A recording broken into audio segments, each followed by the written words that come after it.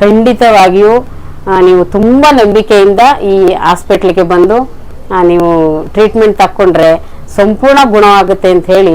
Food ಕಲ್ತ್ರೆ ಫುಡ್ನ ನಾವು ಫಾಲೋ ಮಾಡಿದ್ರೆ ಅದೇ ನಮಗೆ ಪರ್ಮನೆಂಟ್ ಹೆಲ್ತ್. ನಾನು ಇಷ್ಟು ಚೆನ್ನಾಗಿ ಕ್ಯೂರ್ ಆಗ್ತೀನಿ ಅಂತ ಮಾತ್ರ ಅನ್ಕೊಂಡಿರ್ಲಿಲ್ಲ ಸರ್. ತುಂಬಾ ಖುಷಿ ಆಯ್ತು ಸರ್.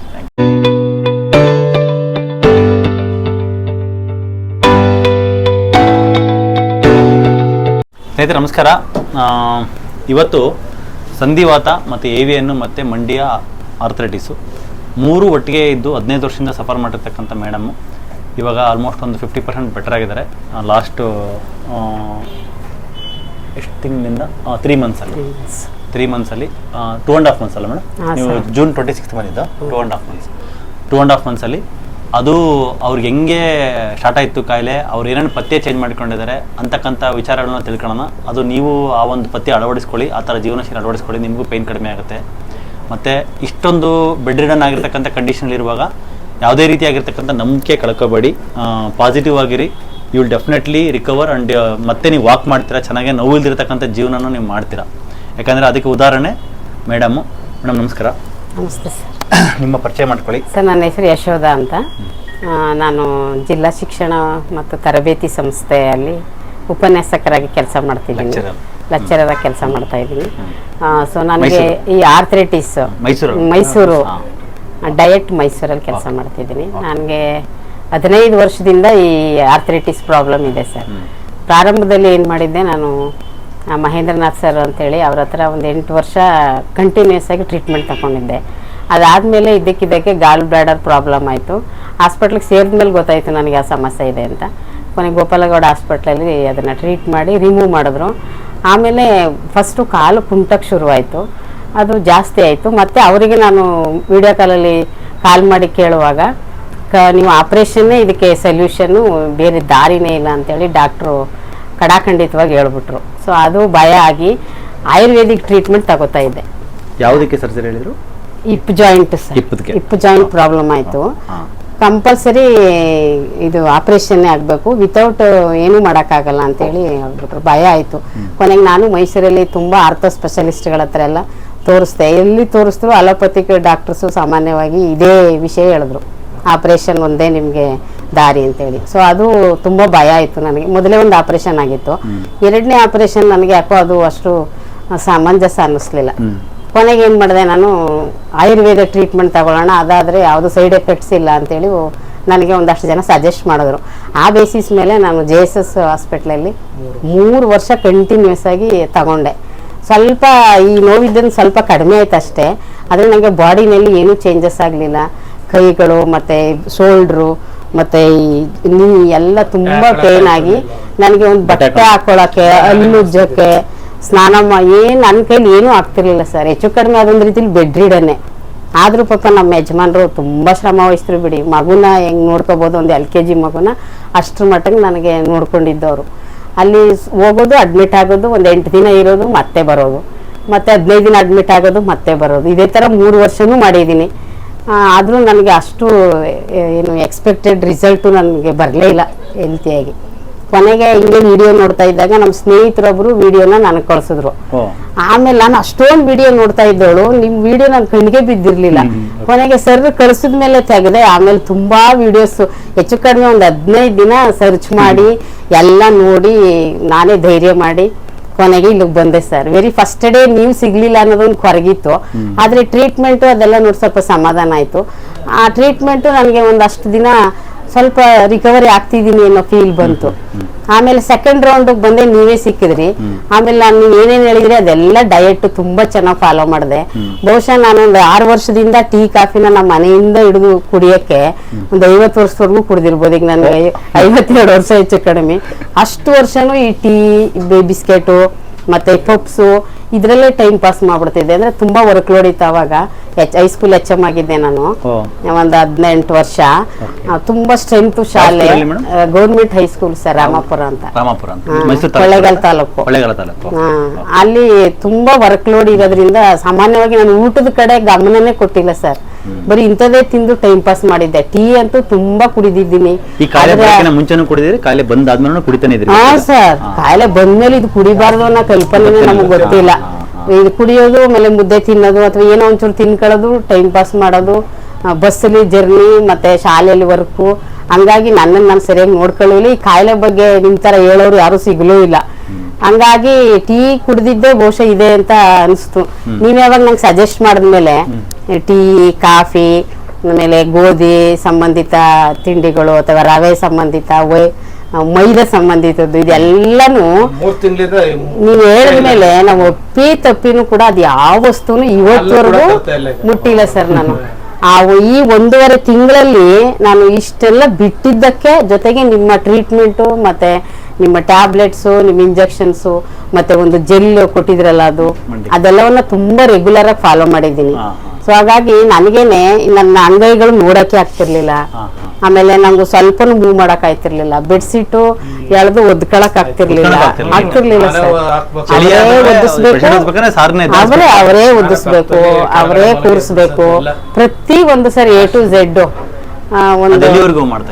ಅದು ನಿಮ್ಮಲ್ಲಿ ಬರೋವರ್ಗುನು. ಈಗ ಇಲ್ಲಿಂದ ನಿಮ್ಮಿಂದ ಹೋದ್ಮೇಲೆ ಸೆಕೆಂಡ್ ರೌಂಡ್ ಇದೆಲ್ಲ ಬಿಟ್ಟು ಈ ಟ್ರೀಟ್ಮೆಂಟ್ ಎಲ್ಲ ಕಂಟಿನ್ಯೂಸ್ ಆಗಿ ನಾನು ಫಾಲೋ ಮಾಡಿದ್ಮೇಲೆ ತುಂಬಾ tremendous changes, lot of changes. So ನನ್ಗೆ ಎಷ್ಟು ಖುಷಿ ಆಗುತ್ತೆ ಅಂದ್ರೆ, ನಾನು ಅದು ಯಾವ್ದೇ ವಿಡಿಯೋ ಬಂದ್ರು ಒಂದು ಮಿಸ್ ಮಾಡಲ್ಲ. ಜೊತೆಗೆ ನನ್ನ ಹಾಬಿ ಈಗ ಶೇರ್ ಮಾಡೋದು, ಅದೊಂದು ಹಾಬಿ ಮಾಡ್ಕೊಂಡಿದೀನಿ. ಅಷ್ಟು ಚೆನ್ನಾಗಿ ನನಗೆ ವರ್ಕ್ ಆಗಿದೆ ಸರ್. ಅವ್ರು ನಿದ್ದೆ ಮಾಡ್ತಿದ್ದಾರೆ. ಆದಾಗ್ಯೂ ಕೂಡ ನಾನು ನಂದು ಸ್ವಲ್ಪ ಕಂಪ್ಯೂಟರ್ ವರ್ಕ್ ಜಾಸ್ತಿ ಇರುತ್ತೆ. ಆಫೀಸಲ್ಲೂ ಕೂಡ ವರ್ಕ್ ಮಾಡ್ತಿರ್ತೀವಿ. ಆಮೇಲೆ ವಿಸಿಟ್ಗೆಲ್ಲ ಹೋದಾಗ ಪಾಪ ಜೊತೆಲೆ ಕರ್ಕೊಂಡು ಹೋಗ್ತಾರೆ. ಶಾಲೆಯಲ್ಲಿ ತುಂಬಾ ಮೆಟ್ಲೇನಾರು ಇದ್ರೆ ಹತ್ತಕ್ಕಾಗಲ್ಲ. ಕೆಳಗಡೆ ಇರೋ ತರಗತಿಗಳನ್ನೇ ವಿಸಿಟ್ ಮಾಡೋದು, ಒಂದಷ್ಟು ಗೈಡ್ ಮಾಡೋದು, ಮತ್ತೆ ನಮ್ಮ ಇಲಾಖೆಗೆ ಸಂಬಂಧಪಟ್ಟಂತ ಕೆಲಸಗಳನ್ನ ಕೂತ್ಕೊಂಡೇ ಒಂದಷ್ಟು ಕೆಲಸ ಅಂತೂ ನಿರ್ವಹಿಸ್ದೆ, ರಜಾ ಅಂತೂ ಹಾಕ್ಲಿಲ್ಲ. ಸೊ ಈಗ ನನಗೆ ಪ್ರಮೋಷನ್ಗೂ ಕೂಡ ಬಂದಿದೆ. ತಗೊಳ್ಳೋ ಬೇಡವಂತ ಯೋಚನೆ ಐತಿತ್ತು. ಈಗ ಧೈರ್ಯ ಬಂದಿದೆ. BO ಆಗಿ ನಂಗೆ ಪ್ರಮೋಷನ್ ಸಿಗ್ತಾ ಇದೆ ಸರ್. KES ಮೇಲೆ ನಾನು ಸೆಲೆಕ್ಷನ್ ಆಗಿದ್ದು 24 ಎಜುಕೇಶನ್ ಸರ್ವಿಸ್ 99 ಅಲ್ಲಿ ಸರ್. ಇನ್ನು ಕೊಟ್ಟಿಲ್ಲ ಸರ್, ಪ್ಲೇಸ್ ಕೊಡ್ತಾರೆ ಸರ್. ಬೇಡ ಅಂತ ಬರ್ಕೊಟ್ಬಿಟ್ಟು ಬರೋ ಸ್ಥಿತಿಗೆ ಬಂದಿದ್ದೆ ಆವಾಗ. ಸೊ ಈಗ ಸಮಾಧಾನ ಆಗ್ತಿದೆ. ನಾನು ಕೂಡ ಇನ್ನು ಮಾಡ್ಬೋದು ಚೆನ್ನಾಗಿ ಕೆಲಸ. ತುಂಬಾನೇ ಬಂದಿದೆ. ಈಗ ಬೇಕಾದ್ರೆ ನಾನು ಕೂತಿದ್ರು ಪರ, ನಡೆದಿದ್ರು ಚಿಂತೆ ಇಲ್ಲ. ಅಟ್ಲೀಸ್ಟ್ ವಿತೌಟ್ ಪೇನು ಆರಾಮಾಗಿ ಕೂತ್ಕೊಂಡು ನಂದು ಓದು ಬರಹ ಎಲ್ಲಾನು ಚೆನ್ನಾಗಿ ಮಾಡ್ಬೋದಲ್ಲ, ಅದು ತುಂಬಾ ಸಮಾಧಾನ ಆಗ್ಬಿಟ್ಟಿದೆ. ಆ ಧೈರ್ಯದ ಮೇಲೆ ಈಗ ನಡೆಯೋದು ಮಾಡೋದು ಇದೆಲ್ಲ ಮಾಡ್ತಿದ್ದೀನಿ. ಸೊ ಅದಕ್ಕೆ ತುಂಬಾ ಸಹಕಾರ ಕೊಟ್ಟವರು, ತುಂಬಾ ಚೆನ್ನಾಗಿ ನೋಡ್ಕೊಂಡವರು ಮೊದಲು ಇವರು. ಇನ್ನು ನಿಮ್ಮ ವೃತ್ತಿಯಲ್ಲಿ ನಿಜವಾಗೂ ಎಷ್ಟು ಥ್ಯಾಂಕ್ಸ್ ಸಾಲಲ್ಲ. ತ್ಯಾಗ, ಪರಿಶ್ರಮ, ಒಂದು ಸೇವೆ ಇದೆಯಲ್ಲ, ಅದಕ್ಕೆ ನಾವು ಬೆಲೆ ಕಟ್ಟಕ್ಕಾಗಲ್ಲ ಸರ್. ಅಷ್ಟು ವರ್ಷ, 1 ವರ್ಷ ಅಲ್ಲ, 2 ವರ್ಷ ಅಲ್ಲ, ಮತ್ತೆ ಫ್ಯೂಚರ್ ಇದು ಯಾವಾಗ ಮುಗಿಯುತ್ತೆ, ಈ ತರ ಇವಾಗ ಒಂದು ಪ್ರೆಗ್ನೆಂಟ್ ಇದಾರೆ ಅಂತ ಇಟ್ಕೊಳ್ಳಿ, 1 ವರ್ಷ 2 ವರ್ಷ ನೋಡ್ಕೊಂಡ್ಬಿಟ್ರೆ ಅದು ಮುಗಿದ್ಬಿಡುತ್ತೆ. ಆಮೇಲೆ ಅವರು ಮಕ್ಕಳು ದೊಡ್ಡವರಾಗ್ತಾರೆ. ಈ ತರ ಒಂದಿರುತ್ತೆ ಮೈಂಡ್ ಅಲ್ಲಿ ಲೈಫ್ ಲಾಂಗ್ ಅನ್ನೋದು. ಆಮೇಲೆ ವಿತೌಟ್ ಪೇನ್ ಕ್ಯೂರ್ ಅನ್ನೋದು, ಇದೆಲ್ಲ ತಲೆಗೆ ಹೋಗಿ ಅದರ್ಧ ಫೀಲ್ ಆಗೋದು. ನೀವ್ ಯಾವಾಗ ರಿವರ್ಸಲ್ ಇದು ನಮ್ದು ವರ್ಕ್ ಅಂದ ತಕ್ಷಣ ನನ್ಗೆ ಏನೋ ಒಂಥರ ನನ್ನ ಇಮ್ಯಾಜಿನೇ ಚೇಂಜ್ ಆಯ್ತು. ಆಮೇಲೆ ಎಂತ ಸ್ಪೆಷಲಿಸ್ಟ್ ಡಾಕ್ಟರ್ಸು ಕೂಡ ಯಾರೇ ಕೇಳಿದ್ರು ಇದನ್ನ ಇದೇ ತರ ಹೇಳೋದು, ಇದು ನಾಟ್ ಕ್ಯೂರಬಲ್, ನೀವು ಅದೇ ಹಿಂಗೆ ಸ್ವೆಟರ್ ಹಾಕ್ಬೇಕು, ಸಾಕ್ಸ್ ಹಾಕ್ಬೇಕು, ಬೆಚ್ಚಗಿರ್ಬೇಕು, ಚಳಿ ಬಂದ್ರ ಗಾಲ ಬಂದ್ರ ಹಂಗೇನೆ, ಆಮೇಲೆ ಇದು ಯಾವಾಗ್ಲೂ ಇರುತ್ತೆ ಅಂತ. ನಾನು ಇನ್ನೊಂದ್ 2 ದಿನ ಸಿಗೋಗಿ ಅಡ್ಮಿಟ್ ಆಗ್ಬಿಡೋಣ, ಅದು ಫೈನಲ್ ನಂದು ಅಂತ ಹೇಳ್ತಾ ಇದ್ದೆ ಸರ್. ಆಮೇಲೆ ವಿಡಿಯೋ ನೋಡಿದ್ನಲ್ಲ, ಏನೋ ಒಂಥರ ಖುಷಿ ಆಯ್ತು. ನಿಮ್ದು ಯಾವ್ದೋ ಒಂದು ಬಾಂಬೆಯಿಂದ ಬರುವಾಗ ಒಂದು ವಿಡಿಯೋ, ಅದು ನಿಮ್ದು ವೇ ಆಫ್ ಟಾಕಿಂಗು ಅಥವಾ ವಸ್ತು ವಿಷಯ ಕಂಟೆಂಟ್ ಅನಾಲಿಸಿಸ್, ಅದ್ರದ್ದು ಏನು ರೆಮಿಡೀಸು ಅದೆಲ್ಲ ಹೇಳುವಾಗ ಇವ್ರಿಗೆ ಇದ್ರ ಬಗ್ಗೆ ಸಂಪೂರ್ಣ ಜ್ಞಾನ ಇದೆ ಅನ್ನೋದೊಂದು ಹೈಲಿ ನಂಬಿಕೆ ಬಂತು ಸರ್. ಒಂದು ಎರಡನೇದ ಮೇಲೆ ವಿಡಿಯೋಸ್ ಎಲ್ಲ ನೋಡಿದಾಗ ನನಗೆ ನಾನು ಅಲ್ಲಿಗೆ ಹೋದ್ರೆ ಖಂಡಿತ ವಾಸಿ ಆಗ್ತೀನಿ ಅನ್ನೋದೊಂದು ನಂಬಿಕೆ ಬಂದ್ಬಿಡ್ತು. ಸೊ ಆ ಬೇಸ್ ಮೇಲೆ ಇಲ್ಲಿಗೆ ಬಂದೆ. ನನಗೆ ಈಗ 1.5-2 ತಿಂಗಳಲ್ಲಿ ಸಾಕಷ್ಟು ಚೇಂಜಸ್ ಆಗಿದ್ದೀನಿ. ನನಗೇನು ಎಷ್ಟೋ ಖುಷಿ ಆಗ್ತಿದೆ. ನಮ್ಮ ಅಮ್ಮನ ಕರ್ಕೊ ಬರ್ಬೇಕಾಗಿತ್ತು, ಪಾಪ ಊರಲ್ಲಿದ್ರು ಅಂತ ಬಂದೆ. ನೆಕ್ಸ್ಟ್ ಟೈಮ್ ಅವ್ರನ್ನ ಕರ್ಕೊ ಬರ್ಬೇಕು ಸರ್. ಅವ್ರಿಗೆ ನೆಕ್ ಪೇನ್ ಇದೆ ತುಂಬಾ, BP ಸ್ವಲ್ಪ ಶುಗರ್ 2 ಇದೆ. ಹಂಗಾಗಿ ಅವ್ರನ್ನ ಕರ್ಕೊಂಡ್ ಬರ್ಬೇಕು ನೆಕ್ಸ್ಟ್. ನನ್ನ ಸ್ನೇಹಿತರಿಗೂ ತುಂಬಾ ಜನಕ್ಕೆ ಹೇಳ್ತಾ ಇದ್ದೀನಿ, ನನ್ನನ್ನು ನೋಡ್ಬಿಟ್ರೆ ಬರ್ತಾರೆ ಸರ್. ಯಾಕಂದ್ರೆ ಅಂತ ಒಂದು ಕಂಡೀಷನ್ ನಿಮ್ಗೆ ನೋಡಿದ್ರು ಅವರು. ತುಂಬಾ ನೋಡಿದ್ದಾರೆ ಸರ್ ಪಾಪ. ನಾನು ತುಂಬಾ ಆಕ್ಟಿವ್ ಆಗಿ ಓಡಾಡ್ತಿದ್ದವಳು ಸರ್. ಏಕಾಏಕಿ ಈ ತರ ತುಂಬಾ ಜಾಸ್ತಿ ಆಗಿ ತೀರಾ ಆಗ್ಲೇ ಇಲ್ವಲ್ಲ ಸರ್. ವಿತ್ ಸ್ಟಿಕ್ ಒಬ್ರು ಡಾಕ್ಟರ್ ಲೇಡಿ ಮೇಡಮ್ ಸ್ಟಿಕ್ ಕೊಟ್ಟರು. ಅಂದ್ರೆ ಇದು ಪ್ರೆಷರ್ ಬಿದ್ರೆ ಇದು ಬೇಗ ವಾಸಿ ಆಗಲ್ಲ, ಅದೇ ವ್ಯಾಸ್ಕುಲರ್ ಅದು ಬೋನು ತುಂಬಾ ಇದಾಗ್ಬಿಟ್ಟಿದೆ, ಅಕಸ್ಮಾತ್ ನೀವು ತೊಂದರೆ ತಗೋಬೇಡಿ, ಹಂಗೆ ನಾಚ್ಕೋಬೇಡಿ ಅಂತ. ನಾನು ಹಂಗೆ ಹಿಡ್ಕೊಂಡು 2.5 ವರ್ಷ ತಿರುಗಿದೆ ಸರ್. ತುಂಬಾ ನೋವು, ತುಂಬಾ ನೋವಾಗೋದು. 21 ತಗೊಂಡ್ರಾ? 21 ತಗೊಂಡೆ ಸರ್. ಟೈಮಲ್ಲಿ 2.5 hours ಸ್ಟಿಕ್ 2.5 ವರ್ಷ ಸರ್. ವಿತೌಟ್ ಸ್ಟಿಕ್ ನನ್ಗೆ ಹೆಜ್ಜೆ ಸ್ಟಿಕ್ ಇರ್ಲಿ, ನಾನು ಹಿಂಗ್ ಕೂತ್ರೆ ನನ್ ಮೇಲೆ ಹೇಳಕ್ ಆಯ್ತಿರ್ಲಿಲ್ಲ ಸರ್. ಇವರಿದ್ದಾಳೆ ಎದುರ್ತೀನಿ ಸರ್ ಈಗ. ಆಮೇಲೆ ಕೈ ಇದೆಲ್ಲ ನಮ್ ತಲೆ ಬಾಚ್ತಿರ್ಲಿಲ್ಲ ಸರ್ ನಾನು. ಈಗೆಲ್ಲ ನೀಟಾಗಿ ಸಿಕ್ಬಿಡಿಸಿ ಒಂಚೂರು ಏನಾರು ಹಾಕ್ಸ್ಕೊತೀನಿ, ತಲೆ ಬಾಚಕ್ ಆಗ್ತಿರ್ಲಿಲ್ಲ. ಈಗೆಲ್ಲ ಬಾಚ್ಕೋತೀನಿ, ಒಂದ್ ಅರ್ಧ ನಾನೇ ಸ್ನಾನ ಮಾಡ್ಕೋತೀನಿ. ಆದ್ರೆ ಕಾಲೆಲ್ಲ ಉಜ್ಜಕ್ಕಾಗಲ್ವಲ್ಲ ಸರ್.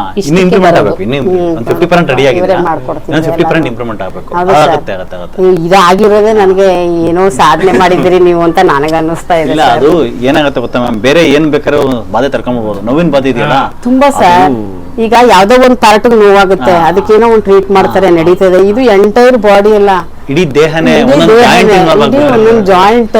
ಆದ್ರೆ ಖುಷಿ ಏನಂದ್ರೆ ಕೈಗಳು ಇವೆಲ್ಲ ಆರ್ಥರೈಟಿಸ್ ಬಂದು ಇಷ್ಟು ವರ್ಷ ಆಗಿದೆ, ನಿಮ್ ಕೈ ಕಾಲೆಲ್ಲ ಚೆನ್ನಾಗೇ ಇದೆಯಲ್ಲ ಅಂತಾರೆ. ಸೊಟ್ಟಾಗಿದ್ರು ಸರಿ ಆಗುತ್ತೆ, ಸೊಟ್ಟಾಗಿದ್ರು ಡಿಫಾರ್ಮಿಟಿ ಆದ್ರೂ ಕೂಡ over the due course of time ಅದು ಸರಿ. ನಂಗೆ ಅದೆಲ್ಲ ಏನಾಗಿಲ್ಲ ಸರ್, ನನ್ಗೆ ಅನ್ಸೋದು ಇದೆ ಹಿಪ್ ಜಾಯಿಂಟ್ ಒಂದ್ ಮಾತ್ರ ಹಿಂಗ್ ಸ್ವಲ್ಪ ಹಿಂಗ್ ಟರ್ನ್ ಆಗಿದೆ ಅಂತ ಅನಿಸ್ತಿದೆ.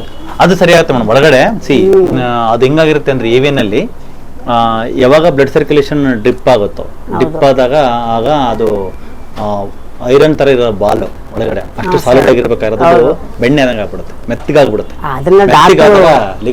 ನನ್ಗೆ ಡಾಕ್ಟರ್ ಅದನ್ನ ನನ್ಗೆ ತುಂಬಾ ಹತ್ರದವ್ರು ಅವರು, ಅದ್ರದ್ದು ಬಾಲ್ ಟೈಪ್ ಇರುತ್ತಲ್ಲ ಸರ್, ಅದನ್ನ ತೆಗೆದು ತೋರಿಸಿದ್ರು ಕಬ್ಬಿಣದ್ದು ಅನಗ ಹಾಸ್ಪಿಟಲ್. ಇದನ್ನ ಸರ್ಜರಿ ಮಾಡಿದಾಗ ಅದು ಹಾಕ್ಬೇಕು ಅಂತ. ಇದನ್ನ ನೀವು ಫಿಕ್ಸ್ ಮಾಡ್ತೀವಿ ಅಂದ ತಕ್ಷಣ ಸರ್ ಬೇಜಾರ್ ಮಾಡ್ಕೋಬೇಡಿ ಸರ್, ನಾನು ಬರಲ್ಲ ಸರ್. ನಿಜವಾಗ್ಲೂ ಆಗೋದೇನೋ. ನಾನ್ ಸ್ವಲ್ಪ ಆ ವಿಷಯದ ಧೈರ್ಯವಂತೆ. ಹೌದಾ ಸರ್, ಇದನ್ನ ಹಾಕ್ಲೇಬೇಕಾ ಸರ್, ಹಂಗಾರೆ ಇದು ವಾಸಿನೇ ಆಗಲ್ಲ. ಇಲ್ಲ ಮೇಡಮ್ ಆಗದೇ ಇಲ್ಲ. ಆವಾಗ ಎದುರ್ಕೊಂಡು ನಾನು ಆಯುರ್ವೇದಿಕ್ ಹೋಗಿದ್ದು ಸರ್. ಆಯುರ್ವೇದಿಕ್ ಹೋದಾಗ ಪಾಪ ಅವರು ಟ್ರೀಟ್ ಮಾಡಿದ್ದಾರೆ ಸಾಕಷ್ಟು ನನಗೂ. ಯಾಕಂದ್ರೆ ಮೊದ್ಲೆಲ್ಲ ಹೆಚ್ಚು ಕಡಿಮೆ ಈ ಮೆಥಾಟ್ರಿಕ್ಸೆಟ್ ಮತ್ತೆ ಯಾವ್ದು ತುಂಬಾ ಕೊಡ್ತಿದ್ರು ಸರ್. ಕೆಲವೆಲ್ಲ DFH ಯಾವ್ದು ಬರ್ತಾ ಇತ್ತು, ಆ ನೆಪ್ರಾಕ್ಸಿನು ಇದೆಲ್ಲ ನುಂಗಿ ಯಾಕೋ ನಂಗೆ ಬೇಜಾರಾಗ್ಬಿಟ್ಟಿತ್ತು. ಅದಕ್ಕೆ ಇದು ಕಥೆನೇ ಬೇಡ ನನಗೆ ಅಲೋಪತಿಕ್ ಅಂತ ಹೇಳಿ ನಾನು ಆಯುರ್ವೇದಿಕ್ ಹೋಗಿದ್ದೆ ಸರ್. ಅಂದ್ರೆ ಹೇರು ಏನು ಒಂಚೂರು ಫಾಲೋ ಆಗಲ್ಲ. ಅಂದ್ರೆ ಅದು ರಿಮೂವ್ ಮಾಡಿದ್ರಲ್ಲ ಸರ್, ರಿಮೂವ್ ಮಾಡಕ್ಕೂ ಮೊದ್ಲೇ ಸ್ವಲ್ಪ ಅಷ್ಟೊಂದು ಅದೇ ಜೊತೆಗೆ ಇದು ಬೇರೆ ಅದು ಬೇರೆ ಏನೇನು ಸೇರಿ ಬಾಡಿ ನನಗೆ 1 ವರ್ಷ ನಾನಾಗೆ ಇರ್ಲಿಲ್ಲ. ಕೊನೆಗೆ ಅದು ರಿಮೂವ್ ಆಯ್ತು ಸದ್ಯ. ಆಮೇಲೆ ಇದು ಯಥಾಸ್ಥಿತಿ ಆಗೋಯ್ತು, ಇನ್ನೂ ಜಾಸ್ತಿ ಆಗ್ಬಿಡ್ತು ಸರ್ ಆರ್ಥರೈಟಿಸ್. ಇದು ಕೊನೆಗೆ ನಿಮ್ಮ ಹತ್ರ ಮುಕ್ತಿ ಸಿಗ್ತಾ ಇದೆ ಆ ಕಾಯಿಲೆಗೆ.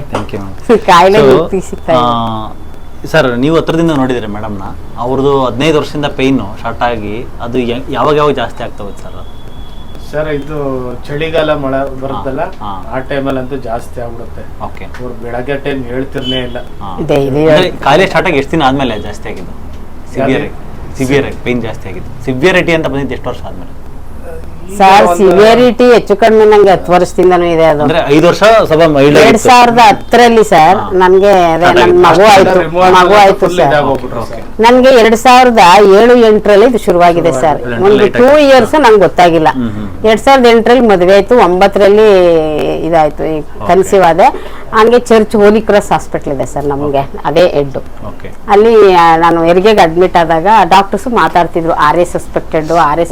ನನ್ಗೆ ಅವಾಗ ಗೊತ್ತಿಲ್ಲ ಮೆಡಿಕಲ್ ಟರ್ಮ್ದು ಯಾವ ವರ್ಡು ಪದ ಅದ್ರ ಕಡೆ ನಮ್ಗೆ ಗಮನವೇ ಇಲ್ಲ ಸರ್.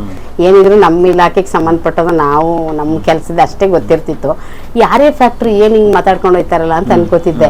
ಬಟ್ ಇಬ್ರು ಡಾಕ್ಟ್ರು ಟ್ರೀಟ್ ಮಾಡೋರು. ಮಗು ಗಂಡು ಮಗು ಚೆನ್ನಾಗಾಯ್ತು, ಸಿಸ್ಟ್ರು ದೀನಾ ಸಿಸ್ಟ್ರು ಎಲ್ಲ ಆಯ್ತು ಸರ್. ಅದಾದ್ಮೇಲೂ ಸುಮ್ಮನೆ ನುಯ್ಯೋದು, ಅಲ್ಲಿ ಇಲ್ಲಿ ತೋರ್ಸೋದು, ಅದೇ ಮಹೇಂದ್ರನಾಥ್ ಹತ್ರ ತೋರ್ಸೋದು. ಅವರು ಕರೆಕ್ಟಾಗಿ 3 ತಿಂಗಳಿಗೆ 2 ತಿಂಗಳಿಗೆ ಒಂದ್ಸರಿ ಕೊಡೋರು, ಬ್ಲಡ್ ತೆಗಿಯೋರು, ಇಂಜೆಕ್ಷನ್ ಮಾಡೋರು. CRP ಮತ್ತು ESR 2 ಮಾತ್ರ ನೋಡೋರು ಸರ್. ಅದು 15 ಏನಾದ್ರು ಇದ್ರೆ ಇದಕ್ಕಿಂತ ಇನ್ನೇನು ಮಾಡೋಕ್ಕಾಗಲ್ಲಮ್ಮ, ಇಷ್ಟೇ ಚೆನ್ನಾಗಿ ತಿನ್ನಿ, ಏನು ಬೇಕಾದ್ರೂ ಏನೂ ಆಗಲ್ಲ ಅನ್ನೋರು ಬರೋದು. ಕರೆಕ್ಟಾಗಿ ಒಂದು 10-12 ದಿನ ಸುಮ್ಮನೆ ಇರೋದು. ಮತ್ತೆ ಇದು ಬಾಡಿ ಎಲ್ಲ, ಮುಖ ಎಲ್ಲ, ಕೈ ಕಾಲೆಲ್ಲ ಊದ್ಬಿಡ್ತಿತ್ತು ಸರ್. ದಪ್ಪ ಆಗ್ಬಿಟ್ಟಿದ್ದೆ, ತುಂಬಾ ದಪ್ಪ ಆಗಿದ್ದೆ ನಾನು. ಕೊನೆಗೆ ಅದು ಸರಿ ಹೋಗ್ಲಿಲ್ಲ. ಆಮೇಲೆ ಮೈಸೂರು ಟ್ರಾನ್ಸ್ಫರ್ ಆಯ್ತು, ಇಲ್ಲಿಗೆ ಬಂದೆ. ಬಂದು 1 ವರ್ಷ ಚೆನ್ನಾಗಿದೆ ಸರ್. 2ನೇ ವರ್ಷ ವಾಮಿಟ್ ಆಗಿ ಸೀರಿಯಸ್ ಆಗಿ ಏನಾಗ್ತಿದೆ ಒಳಗೆ ಅಂತ ಗೊತ್ತಿಲ್ಲ. ಆಮೇಲೆ ಅಡ್ಮಿಟ್ ಆಯ್ತಿದಂಗೆ ಅದು ಗಾಲ್ ಬ್ಲಾಡರು ಬ್ಲಾಸ್ಟ್ ಆಗ್ತಾ ಇದೆ, ಆ ಲೆವೆಲ್ಗೆ ಬಂದಿದೆ. ನೀವು ಲಕ್ಕಿ ಬೇಗ ಬಂದಿದ್ದೀರಿ ಅಂತೇಳಿ ಇರಿಸಿ ಒಂದು 15 ದಿನ ಐಸಿಯುನಲ್ಲಿ ಟ್ರೀಟ್ ಮಾಡಿ ಆಮೇಲೆ 1 ತಿಂಗಳು ಬಿಟ್ಟು ರಿಮೂವ್ ಮಾಡಿದ್ರು. ರಿಮೂವ್ ಆದಮೇಲೆ ಡಾಕ್ಟ್ರು ಅಂದರು, ನಿಶ್ಚಯ ಡಾಕ್ಟ್ರು, ಈಗ ನಿಮ್ಮ BP ಶುಗರ್ ಏನೂ ಇಲ್ಲ, ಥೈರಾಯ್ಡ್ ಇಲ್ಲ, ಇದು ರಿಮೂವ್ ಆಯಿತು, ನೀವು ಹ್ಯಾಪಿ ಲೈಫ್ ಹೋಗಿ ಮೇಡಮ್ ಅಂದರು. ಹಂಗಂದ್ಬಿಟ್ಟು ಬಂದು 1 ತಿಂಗಳು ಕಳೀತು ಸರ್. ಇದು ಉಂಟಕ್ಕೆ ಶುರುವಾಯಿತು. ಮತ್ತೆ ಇದೆಲ್ಲ ಅದು ಇದನ್ನ ಆಗ್ತಿರ್ತವಲ್ಲ, ಲೈಕ್ ವಾಟ್ ವಿ ಗರ್ಭಕೋಶ ಇದು ಪಿತ್ತಕೋಶ ತೆಗೆದ್ಮೇಲೆ fat soluble vitamins, vitamin A D E K, D ಬೇಕೇ ಬೇಕು, K ಬೇಕೇ ಬೇಕು, ಬೋನ್ ಸ್ಟ್ರಾಂಗ್ ಹಾಕಿ, ಜಾಯಿಂಟ್ ಸ್ಟ್ರಾಂಗ್ ಹಾಕಿ. ಆಲ್ರೆಡಿ RA ಇತ್ತಲ್ವಾ, ಜೊತೆಗೆ ಯಾವಾಗ ಡಿಫಿಷಿಯನ್ಸಿ ಆಗಕ್ಕೆ ಸ್ಟಾರ್ಟ್ ಆಗ್ಬಿಡ್ತು ಅವಾಗ ಎಲ್ಲಾನು ಸೇರ್ಬಿಡುತ್ತೆ ಸರ್. ಸೇರ್ಕೊಂಡು ಅದೆಲ್ಲ ರಿಕವರಿ ಎಲ್ಲ ಆಗುತ್ತಪ್ಪ, ಇನ್ನು ನಂದು ಜೀವನ ಇಷ್ಟೇನೋ ಅಂತ ಬೇಜಾರಾಗ್ಬಿಟ್ಟಿತ್ತು. ಒಂಥರ ಈಗ ನೋವಿರುವಾಗ ಫಿಸಿಕಲ್ ಪೇನ್ ಒಂದು, ಮಾನಸಿಕವಾಗಿ ಅದೊಂದು ಜಾಸ್ತಿ ಕೊಡ್ತಿರ್ಲಿಲ್ಲ, ಏನಾಗಲ್ಲ ಪಾಸಿಟಿವ್ ಆಗಿ ಇದ್ರಿ, ಧೈರ್ಯ ಕೊಡ್ತಿದ್ದೆ, ನಾನು ಇರೋದಕ್ಕೆ ನೀನ್ ಎದ್ರಬೇಡ ನಾನು. ಹಂಗಾಗಿ ಸ್ವಲ್ಪ ನಾನು ಆಮೇಲೆ ಇನ್ನೊಂದು ಏನಂದ್ರೆ ನಾನು ತುಂಬಾ ಸೋಮಾರಿ ಸರ್. ಏನು ಮಾಡಲ್ಲ ಅಂದ್ರೆ ನಾನು ಮೊದ್ಲಿಂದ ನಮ್ಮ ಮನೇಲಿ ಏನಂದ್ರೆ ಎಲ್ಲ ಜನ ಇದ್ದು ನಾನು ಏನು ವರ್ಕ್ ಮಾಡ್ತಿರ್ಲಿಲ್ಲ. ಮನೆ ಕೆಲಸ ಆದ್ರೆ ನಂದು ಟೀಚಿಂಗ್ ವರ್ಕ್ ಗಂಟೆಗಟ್ಲೆ ನಿಂತ್ಕೊಳ್ಳೋದು, ಬರೆಯೋದು. ಪಾಯಿಂಟ್ ಕರೆಕ್ಟ್ ಆಗಿ ನೀವು ಅವಾಗಲೇ ಬಾಯ್ಲ್ ಡೌನ್ ಮಾಡಿದ್ರಿ. ಬಿಸ್ಕೆಟ್, ಟೀ, ಮೈದಾ, ಅದೇ ಐಟಮ್ಸೇ ಹೋಗಿದೆ ಬಾಡಿಗೆ. ಇವಾಗ ಅದನ್ನ ಸ್ವಲ್ಪ ಎಕ್ಸ್ಪ್ಲೋರ್ ಮಾಡೋದಾದ್ರೆ ನೀವು ಟೀ ಕುಡಿದು ಎಷ್ಟು ವರ್ಷ ಆಯ್ತು ಅಂದ್ರೆ ಸ್ಟಾರ್ಟ್ ಮಾಡಿ ಎಷ್ಟು ವರ್ಷ ಆಯ್ತು? ಹೇಳಿದ್ನಲ್ಲ ಸರ್, ನಮ್ಮ ಮನೇಲಿ ಒಂದು 6 ವರ್ಷದಿಂದ ಶುರು ಮಾಡಿರ್ತಾರೆ ನಮ್ಮ ಮನೇಲಿ. ಅಲ್ಲಿಂದ ಇಲ್ಲಿವರೆಗೂ ಕುಡ್ಕೊಂಡೇ ಬಂದಿದ್ದೀವಿ ಅನ್ಕೊಳ್ಳಿ. 2008 ನಿನ್ ಕಾಲೇಜ್ ಸ್ಟಾರ್ಟ್ ಆದಾಗಲೂ ಕುಡಿದಿರಾ? ಕಾಯಿಲೆ ನೀವು ಹೇಳಿದ್ಮೇಲಿಂದ ಬಿಟ್ರೆ 1 ತಿಂಗಳಿಂದ ಸ್ವಲ್ಪ ಆರೋಗ್ಯ ಚೆನ್ನಾಗಿದೆ. ಇವ್ರು ಬಿಟ್ಬಿಟ್ರು ನನ್ನಿಂದ ಮಾಡ್ತಿರ್ಲಿಲ್ಲ ನಾನು. ಆಮೇಲೆ ಖುಷಿ ಏನು ಅಂದ್ರೆ ನಂಗೆ ತಟ್ಟೆ ಅನ್ನ ನೋಡಿದ್ರೆ, ಊಟ ನೋಡಿದ್ರೆ ಸರ್ ಹೋಯ್ತಾನೆ ಇರ್ಲಿಲ್ಲ. ಈಗ ಹೆಂಗಾಗ್ತಿದೆ ಅಂದ್ರೆ 6:30 ಎದ್ದಿರ್ದೆ 8 ಗಂಟೆಗೆ ನಾ ತಿನ್ಲೇಬೇಕು.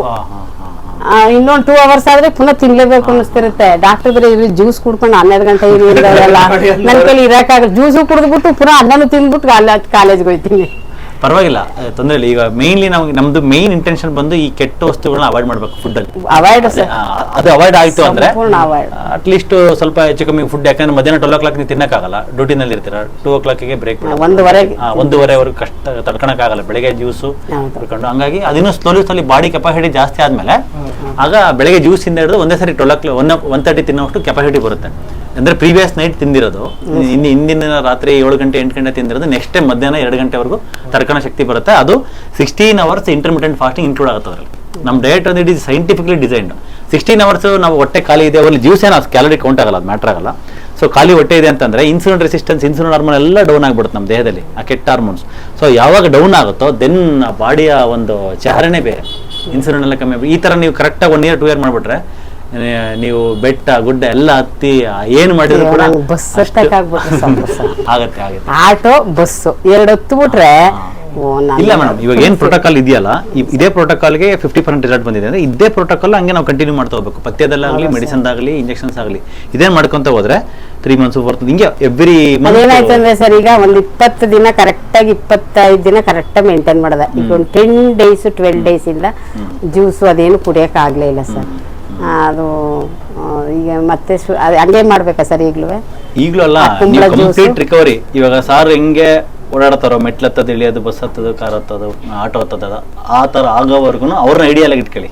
ಆ ತರ ನೀವು ಆಗೋವರ್ಗು ತಗೋಬೇಕು. ಆ ತರ ಆಗ್ತೀರಾ, ಆ ತರ ಆಗೇ ಆಗುತ್ತೆ. ರಾಗಿದೆಲ್ಲ ತಿನ್ಬೋದಲ್ಲ? ನಾನು ಹೇಳ್ಕೊಡ್ತೀನಿ ಡೇಟ್. ರಾಗಿದಲ್ಲಿ ಯೂಸ್ ಮಾಡ್ಬೋದು, ಸ್ವಲ್ಪ ಕ್ಯಾಲ್ಸಿಯಂ ಇರುತ್ತೆ. ಸೊ ಮೇನ್ ಕಲ್ಪ್ರಿಟ್ ಯಾರು? ಟೀ. ಅಲ್ಲಲ್ಲ, ನೀವು ಬಿಟ್ಟಿದ್ದೀರಾ, ಬಟ್ ಅದ್ರ ಬಗ್ಗೆ ನಾವು ವೀಕ್ಷಕರಿಗೆ ಒಂದು ಅರಿವು ಮೂಡಿಸ್ಬೇಕು.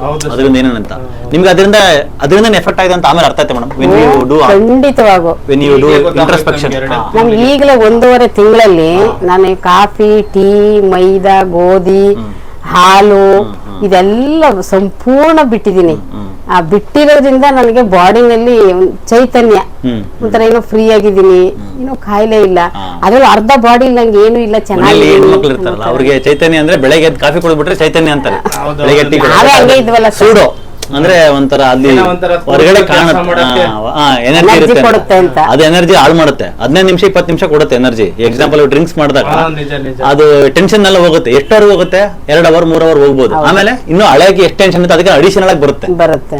ಅದೇ ತರ ಎನರ್ಜಿ ಬಂದಿರುತ್ತೆ 20 ಮಿನಿಟ್ಸ್ಗೆ ಅದು ಬಾಡಿ ಬೂಸ್ಟ್ ಅಪ್ ಮಾಡುತ್ತೆ. ಕೆಫಿನ್ 7-8 ಟೀ ಕುಡಿತಿದ್ದೆ, ಮೇಡಮ್ ಕಳಿಸ್ಬಿಡೋದು, ನಾನೇ ಮಾಡ್ಕೊ ಒಬ್ಬನೇ ಕುಡಿತಿದ್ದೆ, ಊಟನೇ ಮಾಡ್ತಿರ್ಲಿಲ್ಲ. ಈಗ ಇಲ್ಲಿಗೆ ಬಂದ ಮೇಲೆ ಬಿಟ್ಬಿಟ್ಟಿದೀನಿ. ಬಹಳ ಚೆನ್ನಾಗಿದೆ ಸರ್. ಅವ್ರಿಗೆ ಫೀಲಿಂಗ್ ತುಂಬಾ ಖುಷಿಯಾಗಿದೆ. ನನಗಂತೂ ಸಾಕಷ್ಟು ಕಾಯಿಲೆನೆ ಹೋಗಿದೆ. ನನಗೆ ತುಂಬಾ ಉದಾಹರಣೆ ಅಂದ್ರೆ ಸರ್, ಇದು ಕೈಗಳು ಬ್ಲ್ಯಾಕ್ ಇತ್ತು, ಯಾರು ನೋಡಿದ್ರು ನಂಗೆ ಆಗ ನೋಡಿದೇನ್ ಕೈ ಕಾಲಲ್ಲಿ ಹಿಂಗ ನೋಡಿ, ಈಗ ಎಷ್ಟು ನೀಟ್ ಆಗಿದೆ. ನಂಗೆ ತುಂಬಾ ಆಶ್ಚರ್ಯ. ನಾನು ಹಿಂದೆ ಹೇಗಿದ್ನೋ ಅದೇ ಲೆವೆಲ್ಗೆ ಬರ್ತಾ ಇದ್ದೀನಿ ನಾನೇನೆ. ನನಗೆ ನನ್ನ ಮುಖ, ನನ್ನ ಹೇರು, ಮತ್ತೆ ನನ್ನ ಆಕ್ಟಿವಿಟೀಸು, ನನ್ನ ಸೌಂಡು, ಮಾತು ಎಲ್ಲ ನನ್ನ ನಾರ್ಮಲ್ ಇರ್ಲಿಲ್ಲ ಸರ್. ತುಂಬಾ ಕಷ್ಟಪಡ್ತಿದ್ದೆ. ಮಾತು ಕಡಿಮೆ, ಕ್ಲಾಸೇ ಮಾಡಲ್ಲ ನಾನು ಆಕ್ಚುಲಿ. ಬರೀ ಇದು ಬೇರೆ ವರ್ಕ್ ಅಷ್ಟೇ ಮಾಡ್ತಿದ್ದು, ಅದನ್ನ ಮಾಡ್ತಿದ್ದೆ. ಕ್ಲಾಸ್ ಮಾಡಕ್ ಆಯ್ತಿರ್ಲಿಲ್ಲ. ಈಗ ನಮ್ಗೆ ಕ್ಲಾಸಸ್ ಏನು ಇರಲ್ಲ ಸರ್. ಬರೀ ಮಾನಿಟರಿಂಗ್ ಮಾಡೋದು, ವಿಸಿಟ್ಸ್ ಮಾಡೋದು, ಟ್ರೈನಿಂಗ್ಗಳು ಕೊಡೋದು, ಮಾಡ್ಯೂಲ್ಸ್ ಪ್ರಿಪರೇಷನ್ ಮಾಡೋದು, ಎಜುಕೇಶನ್ ಸಂಬಂಧ. ಇವಾಗ ಹೆಂಗಿದ್ರು BA ಇವಾಗ ಪ್ರಮೋಷನ್ ಆಗ್ತೀರಾ, ಸೊ ಡೆಫಿನೆಟ್ಲಿ ಇನ್ನು ಆಗ್ತೀರಾ ಮೇಡಮ್. ಇದು ಇನ್ನು ಪೇನ್ ಇನ್ನು still more yet to come. ನಿಮ್ಮ ದೇಹದಲ್ಲಿ ಇನ್ನು ಏನೋ ಬದಲಾವಣೆ ಆಗ್ತಾ ಇದೆ ಸರ್, ಆಗ್ತಾ ಇದೆ. ಇವಾಗ ಮುಂಚೆ ಒಂದು ಯಾವ ಕಂಡೀಷನ್ ಇತ್ತಲ್ಲ, ಅದನ್ನ ಒಂದು 5 ಪಾಯಿಂಟ್ ಹೇಳೋದಾದ್ರೆ ಯಾವ್ಯಾವ ಸಿವಿಯರ್ ಆಗಿತ್ತು ಮೇಡಮ್? ಒಂದು ಬೆಡ್ಶೀಟ್ ಕೂಡ ಹೊತ್ಕೊಳಕ್ ಆಗ್ತಿರ್ಲಿಲ್ಲ ಆ ತರ. ಅವಾಗ ನನಗೆ ಬೆಡ್ಶೀಟ್ ಹಿಂಗೆ ಎಳ್ಕೊಳಕ್ ಆಗ್ತಿರ್ಲಿಲ್ಲ. ಆಮೇಲೆ ಚೆನ್ನಾಗಿ ನನ್ನ ಮುಖನ ನಾನೇ ಕ್ರೀಮ್ ಎಲ್ಲ ಹಾಕೊಳಕ್ಕೆ ತೊಳ್ಕೊಳಕ್ಕೆ ಆಯ್ತಿರ್ಲಿಲ್ಲ ಸರ್. ಎಲ್ಲ ಮಾಡ್ತಿದ್ರು. ಅವ್ರದ್ದು ಸೇವೆ ಭಯಂಕರ ಭಯಂಕರ ಸರ್, ತುಂಬಾ ಭಯಂಕರ. ಸ್ಕೂಲ್ ಮಗನ ಯಾವ ತರ ರೆಡಿ ಮಾಡ್ತೀನಿ ಆ ಟೈಪ್ ರೆಡಿ ಮಾಡ್ಬಿಟ್ಟೆ ಮೇಡಮ್ ಅವ್ರು ತಗೊಂಡಾಗ ಆಫೀಸ್ ಗಾಡಿ ಮೇಲೆ ತಗೊಂಡು ಬಿಟ್ಬಿಡ್ತಿದ್ರು. ಮತ್ತೆ ಸಾಯಂಕಾಲ ನಾನೇ ಕರ್ಕೊ ಬರೋದು. ಅಲ್ಲ ಈಗ್ಲೂ ಹಂಗೆ ಮಾಡ್ತಾರೆ, ಕರ್ಕೊ ಬಂದ್ಬಿಡ್ತಾರೆ. ಆದ್ರೆ ನಾನೇ ಅವ್ರು ಇಲ್ಲ ಅಂದ್ರು ನಾನು ಸ್ನಾನ ಮಾಡ್ಕೊಳ್ಳೋದಾಗ್ಲಿ ಅಥವಾ ಮುಖ ತೊಳೆಯೋದಾಗ್ಲಿ ತಲೆ ಬಾಚೋದಾಗ್ಲಿ ಅದು ಯಾವ್ದು ನನ್ಗೆ ಆಯ್ತಿರ್ಲಿಲ್ಲ ಸರ್. ಈಗ ಅದೆಲ್ಲ ನಾನೇ ಮಾಡ್ಕೋತೀನಿ. ತುಂಬಾ ಕಷ್ಟದ ಯಾವ್ದಾದ್ರು ಇದ್ರೆ ಅವ್ರ ಹತ್ರ ಮಾಡಿಸ್ಕೋತೀನಿ. ಏನಾದ್ರು ಬೇಕಂದ್ರೆ ಅವ್ರು ನನ್ ಮುಂದೆನೆ ಅವರೇ ತಂದು ಕೊಡ್ಬೇಕು. ನನಗೆ ಒಂದು ಪೆನ್ ಏನೋ ಬೇಕು, ಎದ್ದೋಗಿರ್ಲಿಲ್ಲ. 24 ಅವರ್ಸ್ ಇರ್ಲೇಬೇಕು ಆಗಿದ್ದು. ಈಗ ಅವ್ರು ಒಂದು 2 ಅವರ್ಸ್ ಇರ್ಲಿಲ್ಲ ಅಂದ್ರೂ ನಾನೇ ಹೋಗಿ ಅಡಿಗೆ ಅನ್ನ ಸಾರ ಹಾಕೊಂಡು ತಿನ್ನೋದು. ನಿದ್ದೆ ಮಾಡ್ತಾ ಇದ್ದೀನಿ ಅಂತ ಎರಡನೇ ಸಲ ಬಂದು ಹೋದ್ಮೇಲೆ ಈಗ ಎರಡನೇ ಸಲ ಬಂದು ಹೋದ್ವಲ್ಲ, ಅವಾಗ ಮೇಡಮ್ ಅವರೇ ಎದ್ದು ಹೋಯ್ತಾರೆ. ನಾನೇ ಎದ್ದು ವಾಶ್ರೂಮ್ಗೆ ಹೋಗ್ತೀನಿ, ನಾನೇ ಬಂದು ಮಂಚದ ಮೇಲೆ ನಾನೇ ಮಲ್ಕೋತೀನಿ. ಮೊದ್ಲೆಲ್ಲ ಈ ಕಾಲು ತೆಗೆದು ನೀವೇ ಬಂದ್ರೆ ನಮ್ ಈಗ ಮಲಗಿಸ್ಬೇಕಾದ್ರೆ ನಾನೇ ಕೂತ್ರೆ ಈ ಕಾಲಿಂಗ್ ತೆಗೆದು ಇಲ್ಲಿ ಮಲಗಿಸಿ ಒದಿಸ್ತಿದ್ದು. ಈಗ ನಾನೇ ಎತ್ತ ಹಾಕೊಂಡು ಒದ್ಕೊಂಡು. ಈಗ ನೀವೇ ನೋಡಿದ್ರಲ್ಲ ಹೋದ್ ಸಲ ಬಂದಾಗ ಹತ್ತಕ್ಕಾಯ್ತಿರಲ್ಲ, ಈಗ ನಡೀತಾ ಇದ್ದಾರೆ ನೋಡಿ. ನಾನೇ ಎತ್ತಿದೆ. ಈಗ ಹೊಟ್ಟೆ ತುಂಬಿದ್ರೆ ಇನ್ನೊಂದು ಚೂರು ಬೆಳಗ್ಗೆ ತಿಂಡಿ ಮಾಡಿ ಬಂದಿದ್ರ? ಸರ್ 6 ಗಂಟೆಗೆ ತಿಂದ್ಬಿಟ್ಟಿದ್ದೆ. ಕೊಟ್ಟಿದ್ರು ಸರ್ ಕುಡ್ದೆ. ನೋಡಿ ಸರ್, ನಾನೇ ಎತ್ತ ಹಾಕೋತೀನಿ, ನಾನೇ ಬೆಡ್ಶೀಟ್ ಒದ್ಕೋತೀನಿ. ಇದಾಯ್ತಿರ್ಲಿಲ್ಲ ಸರ್. ಇದೆಲ್ಲ ಮೂವ್ ಆಯ್ತಿರ್ಲಿಲ್ಲ. ಆಮೇಲೆ ಇದಕ್ಕೆ ಟಚ್ ಆಗಲ್ಲ ಸರ್. ಹಿಂಗೆ ಇತ್ತು, ಹಿಂಗೆ ಇದು ಬರ್ತಿರ್ಲಿಲ್ಲ. ದಿಂಬ್ ಹಾಕೋತಿದ್ದೆ. ಈಗ ನೋಡಿ ಹಿಂಗೆ, ಅದೇ ಖುಷಿ. ಸರಿ ಆಗ್ತಾ ಇದೆ. ಅದು ಏವಿಯನ್ ಸರಿ ಆಗ್ಬಿಟ್ರೆ 360 ಡಿಗ್ರಿ ರೊಟೇಷನ್ ಏನಿರುತ್ತೆ ಏವಿಯನ್ ಎಪ್ ಜಾಯಿಂಟ್ ಕೆಲಸ ಕಂಪ್ಲೀಟ್ ಆಗುತ್ತೆ. ಇನ್ನೂ ಆಗ್ಬೇಕದು, ಇನ್ನೂ ಆಗ್ಬೇಕು ಸರ್. ಆಗ್ತಾ ಇದೆ, ಆಗುತ್ತೆ ಅನ್ನೋದು ನನಗೆ ತುಂಬಾ ಆಗುತ್ತೆ. ಫಾಸ್ಟ್ ಆಗಿ ಫಾಸ್ಟ್. ಓ ಸೂಪರ್ ಸೂಪರ್. ಅದೇ ಮಂಡಿ ಸ್ವಲ್ಪ ನಡಗದಂಗ ಆಗುತ್ತೆ ಸರ್. ಅದನ್ನು ಸರಿ ಆಗ್ಬೇಕು. ಅದೇ ಇಲ್ಲಿ ಸರಿ ಹೋಗ್ಬೇಕು ಅನ್ಸುತ್ತೆ. ಹಿಪ್ ಅಂಡ್ ನೀ ಇವಾಗ ಒಂದು 50% ರಿಕವರಿ ಆಗಿದೆ. ಹಿಪ್ ನನಗೆ ಅನಿಸ್ತಾ 30%. ಹಾ ಸರ್, ಇನ್ನು 70% ಹೇಳಿದೆ ಅವ್ರಿಗೆ 30% ಆಗಿದೆ ನಂಗೆ ಅಂತ. ಕೂತ್ಕೊಳ್ಳಿ. ಸೊ ಈ ತರ ಲೈಫ್ ಈ ತರ ಇದೆ. ನಿಮ್ಗೆ ಯಾವಾಗ ಅಂದ್ಕೊಂಡಿದ್ರೆ ಮೇಡಮ್ ಈ ತರ ಆಗುತ್ತೆ? ಅಯ್ಯೋ, ಇಷ್ಟು ಚೆನ್ನಾಗಿ ನಂಗೆ ವಾಸಿ ಆಯ್ತದೆ ಅಂತ ನಾ ಕನಸು ಕಂಡಿರ್ಲಿಲ್ಲ ಸರ್.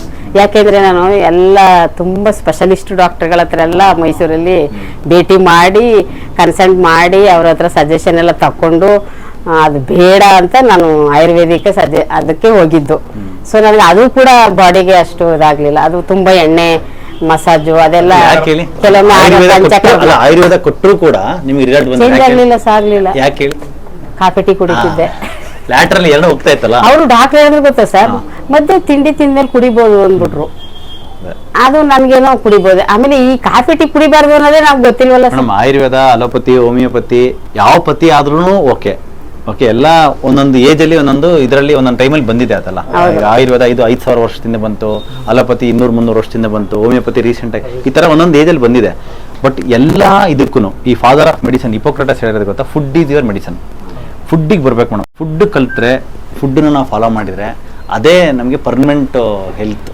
ಅದು ಕಾಯಿಲೆನೇ ಬರಲ್ಲ. ಆಮೇಲೆ ಮೆಂಟಲ್ ಸ್ಟ್ರೆಸ್ ಕೂಡ ಒಂದೊಂದ್ಸರಿ ಆಯ್ತಿತ್ತೆ ಏನೋ ಗೊತ್ತಿಲ್ಲ. ಸ್ಟ್ರೆಸ್ ಮೇಲೆ ಈ ತರ ಈ ಆರ್ಥರೈಟಿಸ್ ಯಾಕೆ ಬರುತ್ತೆ ಅಂತಲೇ ಗೊತ್ತಿಲ್ಲ ಅಂತಾರೆ ಡಾಕ್ಟ್ರೇ ಅಂದ್ಬಿಟ್ರಲ್ಲ ಸರ್.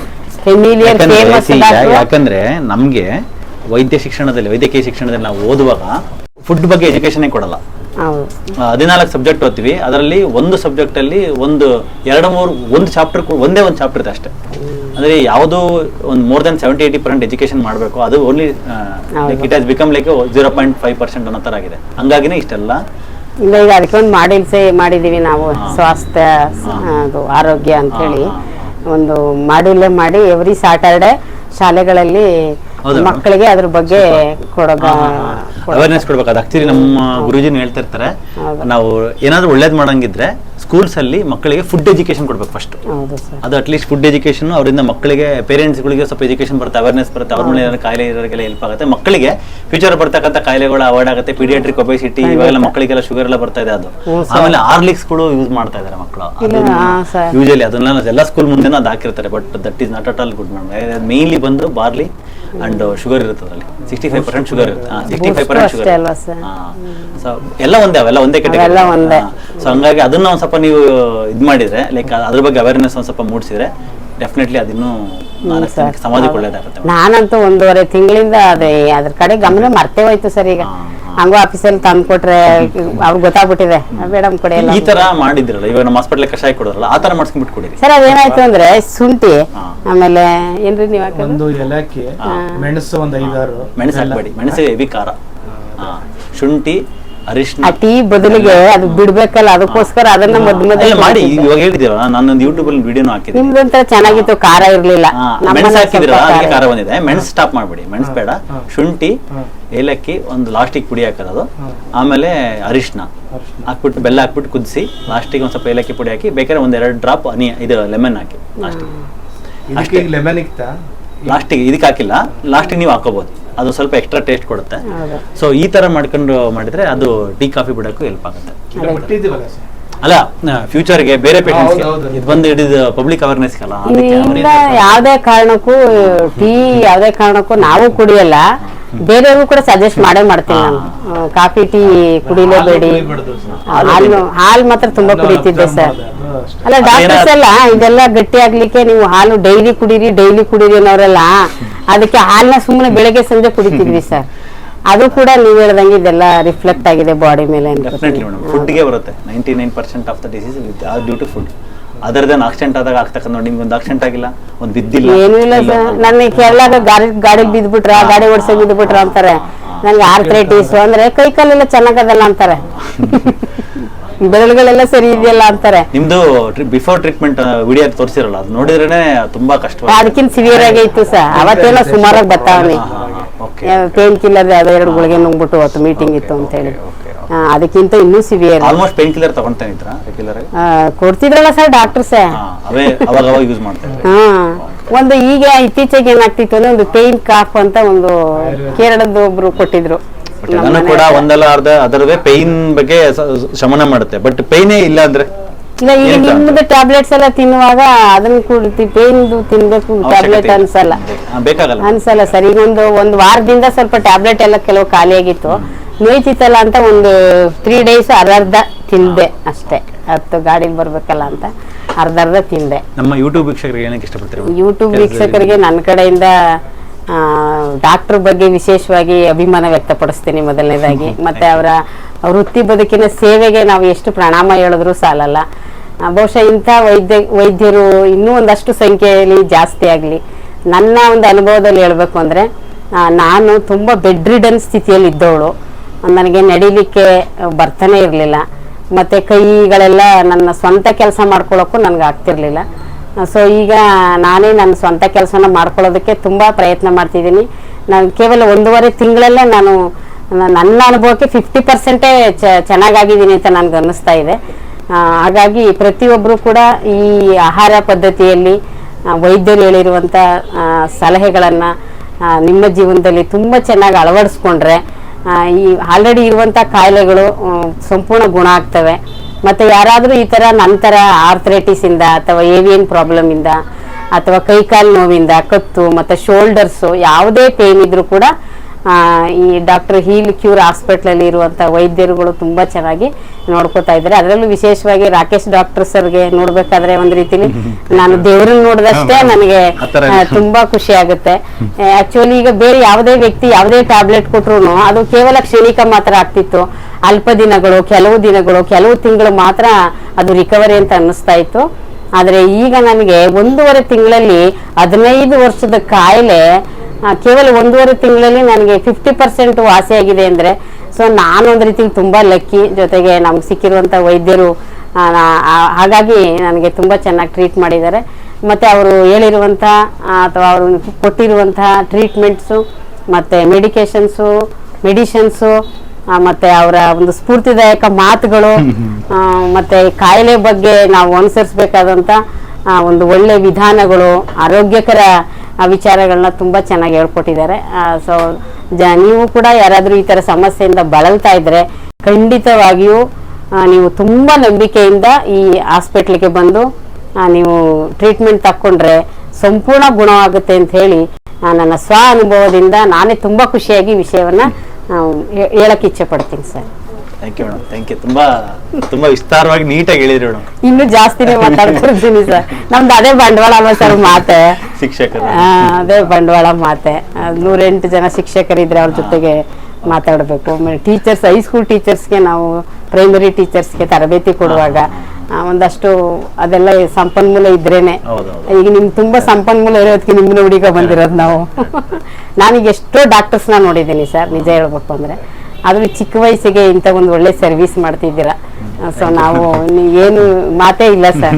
ಕೆಲವು ಪದಗಳಿರ್ತವೆ ವರ್ಣಿಸಕ್ಕೆ, ಆದ್ರೆ ನಿಮ್ಮ ಬಗ್ಗೆ ಹೇಳಕ್ ನಮ್ಗೆ ಪದಗಳಿಲ್ಲ. ಆದ್ರೂ ನನ್ಗೆ ಹೊಸ ಜೀವನ ಕೊಟ್ಟಿದ್ದೀರಿ, ಅದಂತೂ ಸತ್ಯ. ಹೊಸ ಬದುಕಂತೂ ಕೊಟ್ಟಿದ್ದೀರಿ. ನಾನು ಇಷ್ಟು ಚೆನ್ನಾಗಿ ಕ್ಯೂರ್ ಆಗ್ತೀನಿ ಅಂತ ಮಾತ್ರ ಅನ್ಕೊಂಡಿರ್ಲಿಲ್ಲ ಸರ್. ತುಂಬಾ ಖುಷಿ ಆಯ್ತು ಸರ್. Thank you madam. ನಮಸ್ಕಾರ. Thank you.